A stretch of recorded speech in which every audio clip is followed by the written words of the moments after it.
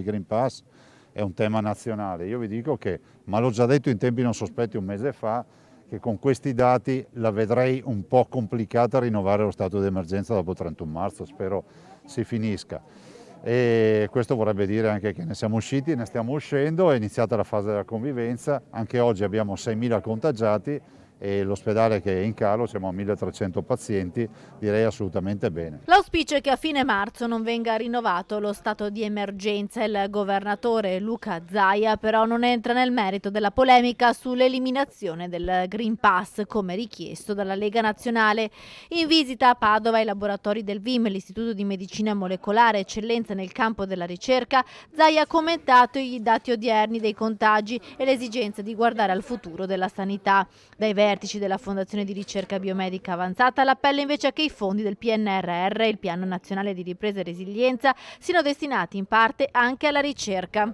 Va una volta per tutte stabilito che ricerca per questo Paese è la base dal punto di vista anche economico.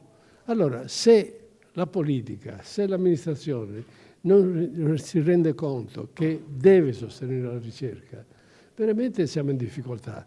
È questo che chiediamo noi alla politica. La ricerca infatti deve essere considerata come un'azienda che crea occupazione e il frutto del suo lavoro dà benefici a tutti, ha detto Francesco Pagano, presidente del VIM. Qui lavorano circa 200 ricercatori. Zaia ha spiegato che in Veneto arriveranno 20 miliardi e mezzo del PNRR, ci sarà dunque spazio per progetti, ma prima si deve capire le ricadute cliniche delle ricerche. Noi facciamo tutto l'impossibile, nel senso che sulla base di progetti noi ci siamo con VIM e ci siamo anche con altre realtà.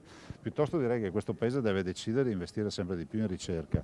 Ce lo dimostrano altri paesi che sono molto più innovativi perché poi dalla ricerca clinica nascono start-up per che so, attrezzature che si usano nella clinica piuttosto che delle attività, pensate al settore biomedicale e alla farmaceutica.